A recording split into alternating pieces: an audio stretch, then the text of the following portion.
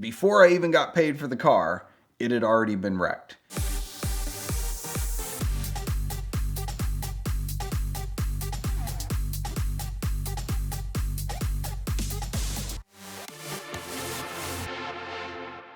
Everybody always asks if I've sold any cars to any major celebrities.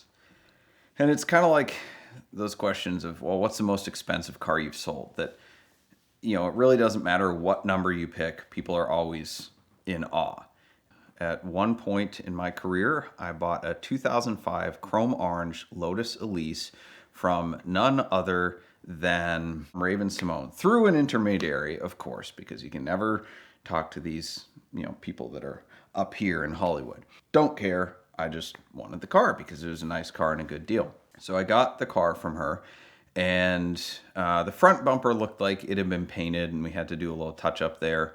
But other than that, it looked like a pretty neat car. But one of the odd things about it was underneath the Lotus logo on the headrest, she had stitched in matching orange, Blossom. And everyone thought she named the car Blossom. And I said, no, it's Lotus Blossom, because Lotus is a flower. Like, it's a play on words. And anyway, that made it kind of a joke, and it may or may not have prevented the sale from pretty much any male. An attempted selling point of advertising this car for sale, and certainly to explain the blossom stitch on the headrest, I did explain that it was previously Raven-Symoné's car, but that really didn't impress a old guy in the least. But one guy finally did buy Lotus Blossom, as we had affectionately nicknamed it. He went to do the paperwork, but then he called me and said, well, there's a problem. He said, I called my insurance company, who happens to be the same insurance company that insured Miss Simone, and there was a claim, an $8,000 claim for front-end damage on the car. I said, okay, well, that would explain why the bumper paint wasn't super perfect, but, it had a clean Carfax. None of this showed up. There was just a private insurance claim. Now, this was 10 years ago, before Carfax was reporting minor damage and other non-accident type claims on their reports. Now you can back into your garage and file on your homeowner's insurance, and it'll show up typically on the Carfax as a damage report, whereas 10 years ago they were primarily only using police reports, so actual physical accidents would show up. I think he was fine with still buying the car, but he wanted a discount, of course, and so we negotiated a better deal. But I went back to the broker that helped me get this car from her, and I said, hey, we got an issue. Like, this is kind of a big deal. This car was disclosed as there's no damage and supposed to be perfect, so I want $5,000 back. So he said, okay, well, I'll go to her, and, went back and forth and got some flack, and I think I finally, a month or two later, did get a check. But her excuse was that her boyfriend had taken the car out unbeknownst to her and ran it into a parking structure or something like that and damaged it when she wasn't aware of it. I said, okay, well, but you still knew of it, because it's not like he took it to the body shop and filed an insurance claim without your knowledge, so you still covered it up. I don't know how much of this was her and how much was the broker that had gotten me this car, because that broker ended up being super shady and was imprisoned years later for some wire fraud scheme having to do with selling a bunch of commercial trucks in a super shady way with a bunch of super shady people. So, maybe it was him trying to protect some sort of commission, and she was perfectly willing to cut the check to save her reputation, and he wanted to keep some of it for himself. Or maybe it was her being difficult. I don't know, because I was only dealing with this guy, and he was a very professional car broker. We got it all sorted out. I got a settlement for damages, and I gave the guy a good deal, and he ended up having it for about 3 months, I think, and then traded it back in for another Lotus. The other reason that it's not usually advantageous to buy celebrity-owned vehicles is that they typically want more money because of this quote-unquote provenance. I was once offered a Aston Martin DB9 that had been on the HBO show The Entourage. He was in one episode of The Entourage, and the guy wanted $30,000 more than it was worth, or I wanted to pay $30,000 less than it was worth, but let's be honest, who was closer to the mark?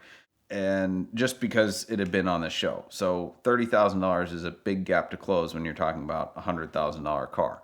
But a lot of times people want more money for these cars, but they never ever get a dollar more. Maybe at an auction, if somebody like Jerry Seinfeld, who's a renowned Porsche collector, is selling off a large collection, that will get a bunch of interest and people will pay more because of the scenario. So the fact that it was Raven-Symoné's car, other than being a cool little story, really didn't matter one bit to the value of this car. So I got it back in on trade, and I ended up selling it to Lotus of Scottsdale. It ended up being shortly before the Scottsdale auctions in January. And I was going out there anyway to visit a friend. So I said, hey, if you're going to pay to ship it out there, why don't you just give me what you would be paying a shipper and I'll just bring it out to you because I'm coming out next week for the auctions. They said, okay, fine, $300, drop it off. Okay, great. So I hopped in the car, grabbed the title, drove to Scottsdale for the auctions, ready to have some fun and, get paid to drive there in a Lotus. And I went to drop it off and they didn't have a check ready for me for the car. So I said, okay, well, I'll drop off the car. That's, kind of dealer courtesy, but I'm holding on to the title, obviously, because you knew I was coming. You didn't have a check ready. I think they ended up having to mail me a check because, our office manager isn't in, yada, yada, yada, all these excuses. It was a really cool facility. I remember they had a CLK DTM there at the time, which is a super holy grail car for me.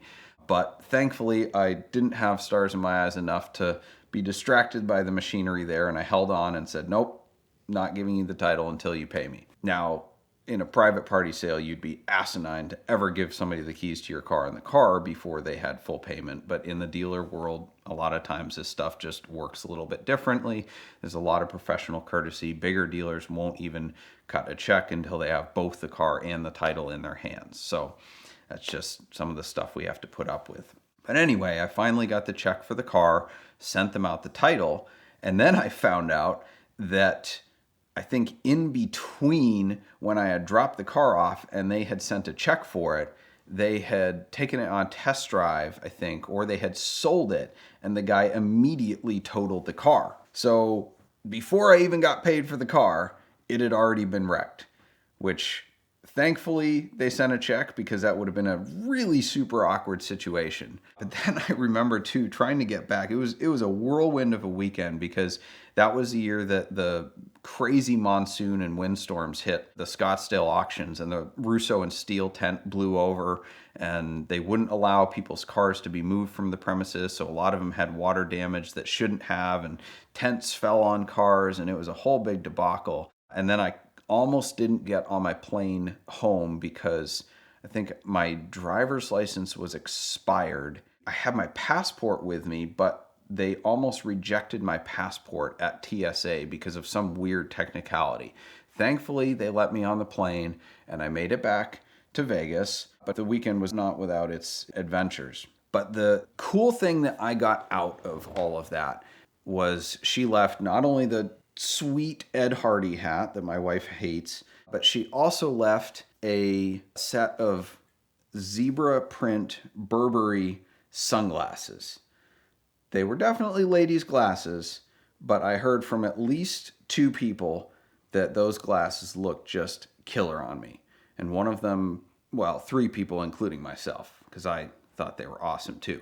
So those became my favorite glasses, and I always think back, this is a reference that'll be totally lost on you, but Victor Borga, a old school comedian, had this long story about how he went to his doctor's office and stole his doctor's glasses. And at the end of the story just goes, but I got the glasses. And that was kind of how I felt about this Lotus, that, this whole thing went bad, that it was wrecked and not told about. And I almost didn't get paid for it and had to fight them over $300 for shipping. But at the end of the day, I got the glasses. But then I ended up leaving them in an airport a couple years later, and somebody out there found a set of zebra print Burberry glasses that they thought were just an old used pair of sunglasses. And they have no idea how cool they actually are. Finding your next dream car can be like searching for a needle in a haystack, but the best tool to use is Autotempest.com. Autotempest is the smartest and most powerful tool to search for your next car or your dream car because they allow you to search all the major listing sites at once. Their motto is all the cars, one search, and they've been supporting VINwiki for the last 3 years. Quite honestly, it's the first place I go to look when I'm searching for my next car, and I think that you'll absolutely love it. So check them out today at the link in the description below, and thank them for their continued support of VINwiki.